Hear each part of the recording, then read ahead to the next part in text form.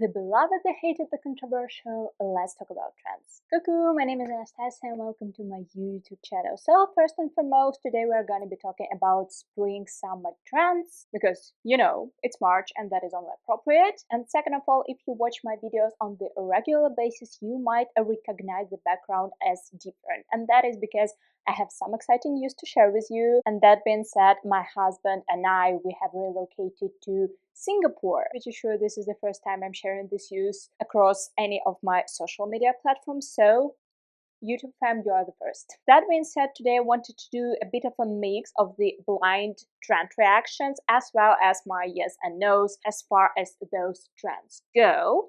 For that matter, I've selected these 9 spring 2025 trends Vogue editors can't wait to shop on the Vogue app. So yeah, without further ado, let's jump into those blind reactions. The first trend we have here is called Checks and Gingham, and agree. Wholeheartedly agree. I'm pretty sure the checkpoint hasn't received this amount of attention ever since when Maria Grazia Curious Dior was still, interesting and even received some attention on the regular basis. There were a lot of played, but that being said, that played back then was far more bright, big, and in your face, whether now it's more subtle and, well, gingham, which is probably the smallest kind of check you can get. That also fits nicely into the newly found interest in Daniel Sleeve Burberry, which even I might admit, and I couldn't exactly be called a fan of Lee's creations in Burberry. I really enjoyed his latest collection, the Fall Winter 2025 one. I feel like he's kind of settling more into his role of a designer of a heritage brand. That being said, it's not like Bottega is not a heritage brand, but I feel like Burberry's heritage has always been far more out there, hence the general public is more acquainted with it, hence it's more difficult to once again fit the bill. As far as my opinion on the matter, I feel like it's a great spring-summer trend. It's very easy to participate. I love it on other people. Whether I will be participating or not, I'm not particularly sure because I'm not huge on prints, and the only print I have been constantly wearing through the years are stripes, and even they have been tiring me as of recently, so I'm not sure, but we will see. Maybe come summer I will get one of those gingham dresses. And if you're like me, once again, I feel like gingham dresses is the way to go, because basically an outfit and an item, and when it comes to the summer, a dress is not that difficult to style. A pair of matching sandals and a bag or a basket bag and you are good to go. If there is a particular color or a print you want to try for like summer, and the dress form is the way to go. Moving on, we have something that was labeled fresh colors. And what the hell are fresh colors? Inventing new names for old trends is essentially what holds the whole fashion industry together, but sometimes it gets quite bizarre because fresh colors. Okay, before I read the description, let's try to put a little thinking experiment here. If I just see a fresh colors are trending kind of title somewhere on the internet, what would I think? When I think fresh colors, my mind is going towards fresh fruits, meaning kind of bright, vibrant colors, but very natural ones, not the vividly neon. Anyway, let's find out what the Vogue meant. Sheer pink, butter yellow. That's it, yes, sheer pink, butter yellow, fresh colors, sheer pink, butter yellow. I'm pretty sure a season ago we were calling them ice cream colors, or at least, pastels. Why can't we call them pastels? Or just, go with self-explanatory pink and yellow? I suppose we cannot. That being said, I love both colors, but with me being quite pale and blonde on top of it, I kind of have to be very tentative about putting them around my face because I can easily become one canvas. However, if you are on the darker side appearance-wise, if you have darker skin or darker shade of hair, lovely colors to offset those features. I always enjoyed either sheer pink or butter yellow when I used to be brunette. Is it a great trend? Yes, it is. Whether I'm going to participate or not, maybe. Definitely in the form of accessories. Maybe once again some bottoms. Or if we are talking tops and dresses, I'll just make sure to add something offsetting like white or black or denim in a mix so that me and a top do not become a united front. Next we have coastal prep, which from the looks of it is yet another name for coastal grandma, because even though it wasn't mentioned in the name, coastal grandma aesthetic has always been very much so rooted into the more casual approach towards preppy style. So I'm gonna call it coastal grandma, and that is the easiest yes for me so far, because I have been a big fan of this aesthetic even before it became an aesthetic, and because it's such a core part of my personal style, I would be wearing it regardless of whether it is a trend or not.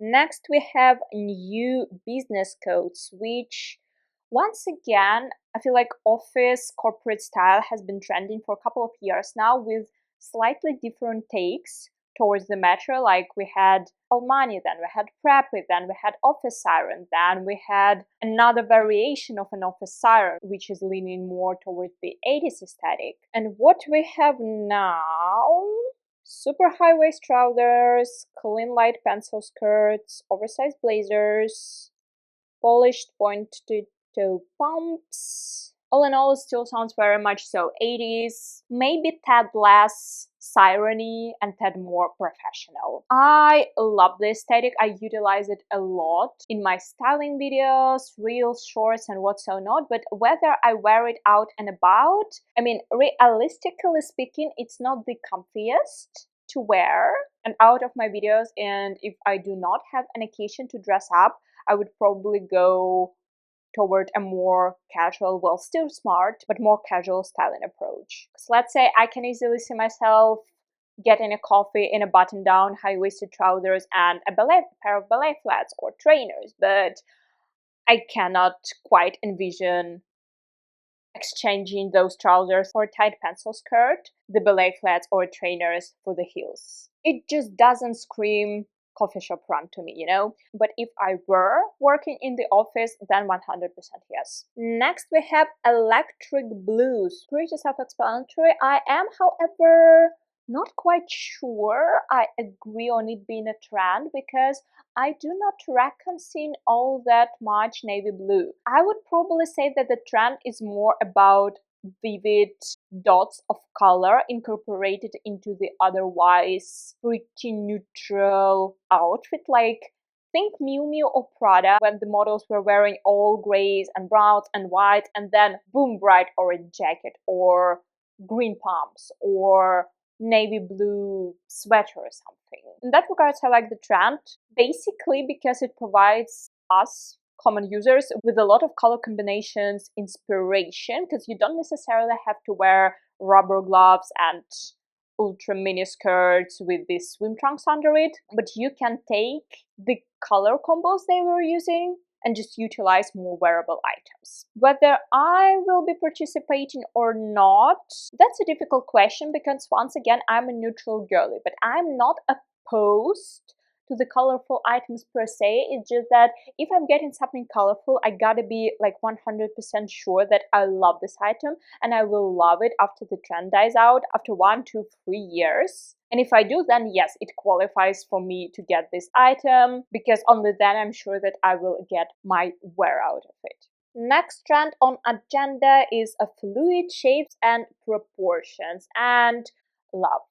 Love all year round, but especially I love those flowy silhouettes during the summer season, because it is hot. It was a hot summer in Serbia. It will 100% be a hot summer here in Singapore. So I'm all game for those fluidy, flowy silhouettes. Yes, yes, yes, 100% yes. Next trend is a leather weather, but I think what they mean is not all leather everything, but leather jackets, and not just any leather jacket, but more minimal, sophisticated looking black leather jackets. And that is very important, because I think that for the past 3 years, whatever leather item was trending, it was not black. Like, we had wine red, olive green, brown obviously, but not black. So much so that I myself got rid of all but one black leather jacket, and that's because it's vintage and I really love the silhouette of it. Maybe it will be time for me to put it to good use. As it is right now, I'm not opposed to the trend in any way, shape or form, but I'm also not getting enough inspiration or desire to wear this item out and about. So much so that if I have to put outfit together that involves that jacket, I kind of have to force myself and specifically structure the outfit around this item. It's not like it just easily flows into my styles as it is right now. I mean, this is quite ridiculous. So we have the trend that is called fancy flats. And then as an example, like the first example, right under the title, we have Valentino 45 crystal metallic pumps. Am I the only one who is noticing a lapse of logic over here? Anyway, I think that what they mean is not necessarily crystallized flat, but any kind of statement flat shoe. And if that is the matter, I'm okay. First and foremost, because what counts as statement is very personal, tailored to your wardrobe. For instance, black high heels is considered a regular working shoe for ones and a statement shoe for others. As far as the term goes, yes, definitely participating. I love a cute, interesting shoe. The last but not the least, we have what Vogue named mod minis. So basically what we are talking here are those A silhouette mini dresses, which were once again popular towards the end of the 70s and then through the 80s. I like the trend in general because I think that the very silhouette of the dress is rather balanced.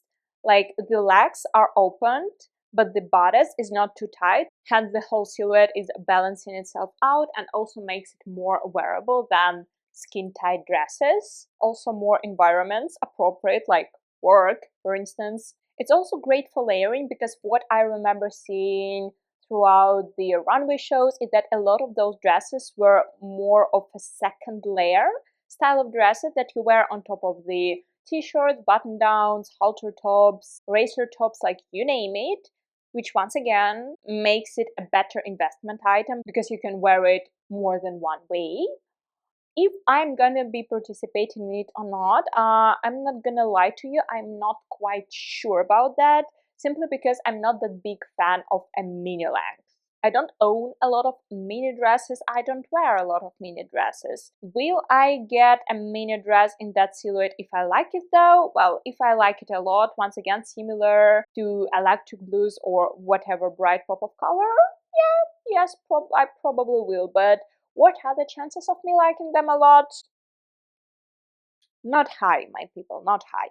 With that being said, those were all of the spring trends I had to react for you today. As a little conclusion, I feel like they were very subtle, not minimalistic per se, but subtle, simple, easy to wear, easy to incorporate into your wardrobe. Now, I'm not sure it is because the Vogue editors in particular picked those trends for the article to be more relatable so that more people get inspired by it, or if the whole fashion industry in general is taking that particular route to follow as of right now. I think it's a bit of both, to be completely honest. But yeah, I'm not gonna say I'm upset about it, but I'm also not gonna say that I'm particularly excited to dive into it. Anyway, if you like this video and if you want to share your support for me, I would very much so appreciate you subscribing to this channel or leaving me a like. Check out my other social medias if you like the vibes. And other than that, I'll see you in the next one. So, bye!